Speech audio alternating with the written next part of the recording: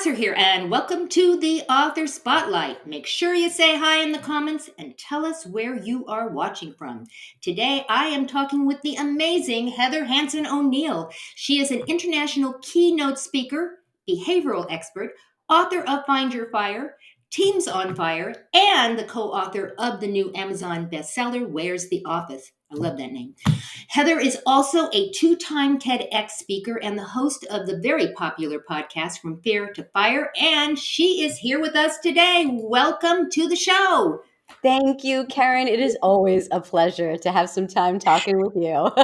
We have already been chit-chatting even before we got on the show here today. I am as excited as you are to have you on. This is a return visit for you. So we're just going to jump right in and talk about your journey and actually a little bit of our journey. We met over 10 years ago when things were totally different, right? Yeah. A lot of things have changed in these past years. And one of the big ones is that you wrote your first book, right? In 2013 called Teams on Fire. And then your second in 2020, Find Your Fire at 40. Find Your Fire at 40 was actually first, the other way around. Well, there you go. Yeah, So, sorry. Oh, well, there you go. Okay. Sorry. Well, so for those of you who are, I just got schooled. Uh-oh. Oh, no, I didn't mean to school you. So that means, well, if we made it, in 2020, that was Find Your Fire at 40, that would make you a whole lot younger than you are right now. Yeah, exactly. I wrote the book before I even knew what 40 was. Well, there you go. There you go. And you also have your podcast, which is very, very popular, the Fear to Fire, and you're a two-time TEDx speaker. The first thing that I want to say is, how do you do it all? I mean, how do you do it? One thing at a time. No, so I happen to have a little bit of energy, so which Karen, and some people may find out about me, but I love what I do, and so everything that I do, that I choose to do, energizes me, and so it makes it very easy to produce a lot. And in particular, I've learned through the years as well how to laser prioritize my time, so I get into flow a lot, so that I'm still able to have some fun and do the lifestyle things that I want, along with accomplishing all the things that I'm looking to do. So you're a calendar girl. You schedule your time, you time block, you do all of that stuff. Well, that's why you get that stuff done, because you do that. So we're going to jump into the newest of the books, which were not the other two and the wrong dates and all that stuff. You're the co-author of a book called Where's the Office? Moving Today's Leaders from What Is to What Can Be. So what's it about? Okay, so this is exciting for so many different reasons. First of all, it's very different from what, I'm the fire girl, right? Find Your Fire, Teams on Fire, From Fear to Fire. It's all about the fire. And then I have a book called Where's the Office, right? So what is that about? Well, that came about in particular because of a friendship that I built over 10 years with an amazing man named Will Lewis. He came to see me speak a while ago, and then we became friends, and he did some coaching, and we did some nonprofit stuff together. The interesting thing about this is that I didn't meet him until he was 83. Wow. And he's constantly looking to stimulate his mind, to do things, to contribute. And in our friendship, I learned about some of the different things that he had created many years ago.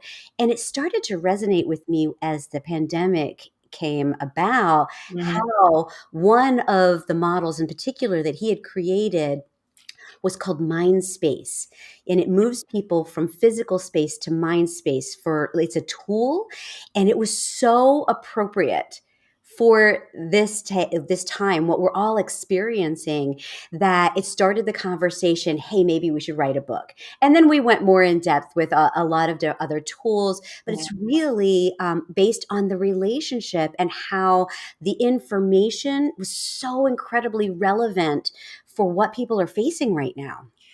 And so I am sure that people want to know right now how this is going to help them out there. And the question that I had, that I asked you even before the show, was, since you have written other books and now you're co-authoring this book, was that process different for you? Unbelievably different. So, okay, so I'll answer that one first, and then I'll go with how it might be able to help people. Right. So the process when you're writing your own book, you have to get motivated. You have to put your own deadlines, unless a publisher is doing that for you, which the Right. first one did for me. But you can write what you want to write, right? Right. And you've got your goals, and then when you have a co-author, there's this element of collaboration that can at times be like, okay, well, I maybe can't do everything that I want, but it ends up being exponentially better Ah, because you feed off of each other. One idea grows and it reminds me of this and it reminds me of this. And so our brainstorming sessions were so dynamic. We got so much great content, but we were also really aligned when it came to the editing process too. wonderful, wonderful. I just love that, and I know I love in a perfect world to work with other people rather Yes. than doing stuff all by myself. I'm a Mhm. solopreneur. I mean, I sit in my office all day long, so I can Mhm. totally get into that. How is this book going to help people? So, what we've come to realize and what we share in the book is that when you understand that the office resides within you, meaning the leader resides within you, you can carry it with you wherever you go. So, whether you are leading a team that is virtual or in person or some hybrid option, if you come from a place of truly understanding yourself, leadership, how to communicate effectively, you can do it from any environment and you can do it well with the tools that we've provided in the book. And this was very important as people were starting to figure out, what do I want to do? How can I get the most from my people? How can I support them best Right. during this environment? So it enhances their well-being and the overall effectiveness of the organization. If you're just tuning in, we're talking to Heather Hansen O'Neill, and we're talking about her newest book, Where's the Office? You know you want to do it. Get your camera out, scan that little QR code, and go check it out. And let us know what you think. If you are here right now live, we'd love to hear from you. If you have a question for Heather, put it in the comments, and we'll make sure that she answers the questions for you. Happy to. So you wrote this book. Mhm.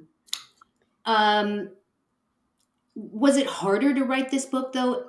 You know, did you get writer's block, or did, because you had a partner, you guys were just like all over the place and it was so exciting?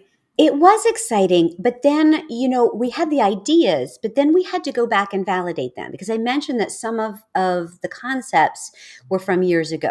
Right. So we did focus groups, we took it to organizations, we had them try it and they, talk about it and get the insights of other experts and other business owners.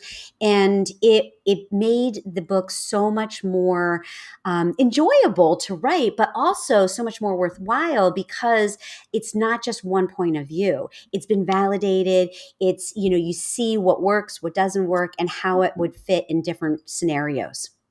Interesting. Now Mhm. I know your mission, because you told me it is. Your mission is to open leaders' minds and hearts to the possibility within them. How do you Correct. do that? Um, so I have this skill. so so so I say it like I see people. I am able to one of the things that I love to do, and I happen to be fairly good at, is to what I call holding up a mirror. So I am able to hold up a mirror so people see their gifts, the Mhm. things that may be blocking them, the things that make them really special, the things that they were passionate about maybe years ago and had forgotten, their flame had dulled.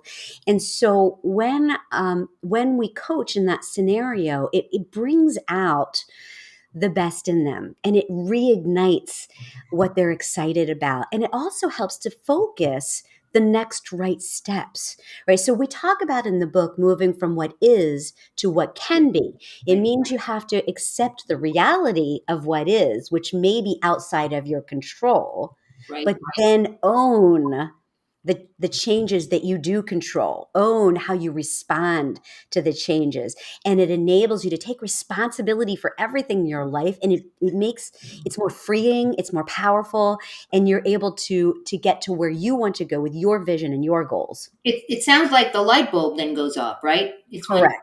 when you shine that Yeah. spotlight on it, the light bulb goes on. So you obviously are passionate, Heather, about what you do. There is, with no pun intended, there is a fire that's been lit under you. Um, but why do you do this? I mean, you could do almost anything. You could write books all day long if you wanted. Why do you work with people? Why is this so important to you? Well, all right. So I just said this, and I didn't realize that it would be repeated right now, but I just said this to someone yesterday, and it has to do with, when I was dancing. I started dancing very early. When I was 13, I started dancing professionally. And and when I did, the thing that I loved best about it was making someone feel something, right? Like moving someone to tears, Mhm. helping them feel something powerful within them. And that's the same, we'll call it high or fire that I get in helping someone feel something, realize a block that they may have had for so many years that's keeping them from where they want to go, or turning on that light bulb, or whatever it might be. When I see the response, when I help someone feel something, and when they accomplish something that they've always wanted to accomplish, it makes them jump out of bed in the morning. Karen, how could it I not? hear you. It's so much better wanting to jump out of bed to help people than the stuff that keeps us up at night. No, right? Keeping us Yes. up at night. Ed Farmer is here, and he says this is great for leaders and working with both themselves and their staff. How will Mm. this work for the worker bee in their day to day? Great Ah. question. Oh my gosh, that's a wonderful question, Ed. Thank you for asking it. So, the realization that the leader resides within everyone. Hmm. It's not just leaders. Hmm. So perhaps, people may get it who are they recognize the leader within themselves. Right. Then a lot of the companies that get it, they get it and they end up buying a bunch and doing like book clubs for other people within the organization, because they realize that when people can start to take ownership of how they're communicating, how they're showing up energetically, the actions that they're taking, that transforms an organization. And so every person within the company, or if you're starting a company, or if we're working alone, you still interact with other people in your family and your community. Yes, you do. Exactly. You have the power to make a difference in the world when you start to use those same leadership strategies. For yourself. I mean, that Yeah. just makes so much sense. If you're just tuning in, I see we have people that are coming in. We are talking to Heather Hansen O'Neill. If you have a question for her, make sure you put it in the comments and we will throw them up on the screen. So, what is the Humanity Project? Okay, so this is another passion point for me. So it actually started how things often do in a time of darkness, when I was experiencing the pain of watching my mom suffer, Hmm. and and then losing her, and I had Um, this desire to find meaning in it because it had hit me so Right, hard. right. And so my in the way that I process things is I'm like, well, I need to go seek something, right? So Mhm. I made a conscious choice to seek humanity because I was looking for meaning. And Right. so every day I would get up, I would walk on the beach, and I would seek humanity. Like, show me an example of someone doing something good or Give me faith again. Give me some faith again. yes. Right. And when I did, I saw over and over and over again the examples of people from the kindness of their own heart, not wanting any recognition whatsoever, just doing good things. And it gave me hope. It renewed my faith. And then what I started to see is that people were responding to it. So I would write about it. That's me. I'm an author too, right? So I'll write about the experiences or something that I saw or something that somebody did. And people were really responding to it, saying that during the time of isolation, during COVID, that it gave them hope. And Huh. then I started to think, I wonder if there's a deeper correlation here. So I went back to my behavioral research roots and I started to do some research. Is there a correlation in businesses if they come from a place of humanity and community and doing good for their people, for their communities, for the world? How does it translate? And we found out that there's a direct correlation to profitability when companies are doing good for the sake of doing good. And so there's a lot of research about it, and I just have loved it. The first thing that obviously comes to mind, and we're not going to get political, we're not going to go in that direction at all, but it does go to that point of, if we could figure out a way to have more humanity in Mhm. everything that we do, in the places that we are, in the groups that things would be better, right? I mean, if Yes. we remembered that we are all human. And Mhm. so this is a Facebook group that I put up here, the Humanity Project. What are they going to find in there when they go check it out? Well, right at this moment, we're building community. I have another, like the Humanity of Sales keynote and all those different things, but this project is really people community focused. Hmm. So we share things that we're doing out in the world. We share moments that we found of humanity. And then from that, we're breaking off into smaller groups to take action on some of these things. I love that. If you are tuning in and you're hearing about this and you go check this out on Facebook, let Heather know in the group that you heard about it here on the show. We would Yes, definitely. love to know that people are hearing us talk, of course. Yeah. What is your ultimate goal with the Humanity Project? I believe that everyone can make a difference. Mhm. And I found that, through my years, I've always wanted to, okay, what can I do to make a difference? And I've come to realize that my power isn't in me. My power is in helping other people realize their power. Love it. And so my goal is to help people understand what they are capable of and Mhm. then to go forth and do it and to take action to make a real difference. Because as opposed to me doing, what could I do versus helping so many other people do what they are capable of? I'm with you, Heather. I am totally with you on that. But this is not your only passion project. You Yeah. also were involved with something called L Focus Yes. Leadership. Well, What is that? L Focus stands for Leadership for Our Children's Ultimate Success. And every keynote that I do, a portion of it goes back to helping underserved Mhm. teens learn the leadership skills that they need to be able to go into business, to be able to make their own difference, things that they may not have been had access to. And when I work with an organization, they get the opportunity to choose who they want to serve. If they have a favorite charity or a favorite group or a local thing that they are interested in, Mhm. then we focus it there. So it's all about how can we make sure that we're doing good while we're serving our companies. Ah, that that's just wonderful. Now, how do people find out about this? They can find out on my website, heatherhansenoneil.com, or reach out. I do. Everybody knows that when they work with me, that we're going to have a conversation like this.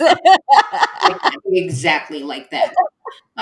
I love that. So we're talking about your book. So I'm going to throw up the book for a second again, and that is Where's the Office? And guys, while you're there and you're checking out these books, as we already mentioned, there are two other books Mhm. that you have penned, and I'm sure there's other books in you that are going to be coming out. So you want to go check Mhm. this out for sure. I want to also, we already said that Heather's website is here, and you get all sorts of interesting information over there, as well as what we were just talking about. Heather, you have a YouTube channel. You're everywhere, actually. We're about to show everybody everywhere that you are. You can go check it out on YouTube. And what do they see on YouTube? Do you do videos over there about particular? Have a ton of videos, but I will tell you, Karen, you're so much better at this than I am. You are a whiz at this stuff. You know all this. I have not given my YouTube channel the love that it requires, meaning I put a lot of content there, but then I don't let people know about it enough. You So and I will talk afterwards. thank you. Thank you. And really why I'm saying that is that for all of us and all of you out there that create a ton of content and then Mhm. don't do anything with it, Yes. that just makes me so sad. I know, breaks your We're going to talk about it afterwards. heart. Thank you. You can also see Heather on her Instagram, Heather.Hansen O'Neill. And as I said, she's everywhere, also on LinkedIn. I know you're there a lot over on I'm on LinkedIn. LinkedIn a That lot. is, I think, your platform of choice, and it's Heather Mhm. Hansen O'Neill. What a coincidence. And we were talking about the Humanity Project on Facebook. A lot of different things. I think we have a comment. So we got another comment. Thank you. Those are terrific suggestions and ideas. Thank you, Buck. Thank you for joining in. We appreciate it. Thanks, Beck. Heather, Yes, dear. anything that you want, we're almost done here, and we just like boom, boom, boom, boom, boom. I know, we're flying. I'm exhausted. But is there anything that you want to make sure that we bring out right now before we say goodbye to everyone? I want to make sure that we don't miss anything. Mm. I just want to call out to everyone that you have everything inside of you Right, already right. that you need, right? Because I think I work a lot with people who have these blocks, maybe beliefs or fears or things that have been passed down from generation to generation, or that they've learned along the way, or maybe they made a mistake, or and they got this lesson that they weren't good enough. And I beg to differ that everyone that I've ever worked with, that I've ever come in contact with, has an incredible gift, and I just encourage you to breathe that in, to be okay with it, and then to share it out with the world. You heard it here. You heard it here first. Do it and check Heather out. I mean, if you are looking for somebody to motivate you to light that fire under your tush, he's the one. And you know what? We didn't give enough conversation about your podcast because it is really, really popular. Where can they go listen to your podcast? Oh, I'm glad that you brought that up, because I have the 200th episode coming up next week. We're Congrats. doing a big celebration, something new every day. Very It's exciting. called From Fear to Fire. You Right. can find it on iTunes, Listen Notes, And on all the traditional Spotify. places. Spotify. Yep. Yeah, everywhere that you would normally find a podcast. And I have the most amazing guests. Well, Karen, you were on the show and you had an incredible episode. So we need to get that out there to people. Absolutely. Yeah, We'll do yeah. that. We'll talk about this right after right after the show. Heather, I want to thank you. I know that you have an incredibly busy life. We all do, but you are really, really busy. And I want to thank you for taking the time to join us today and to share your brilliance with our audience. And I want to thank our audience for taking their time to spend it with us, because they have a choice, right? They have a choice as to where they spent their That's time, right. and they chose to spend it with us. And oh, thank you, Ed. Thank you very much. We appreciate it. We Thank you. appreciate And it. it's We always my want you, pleasure, Karen. yeah, we want you to go out, give somebody an awesome day, and we'll see you next time on the Author Spotlight. Goodbye, everyone.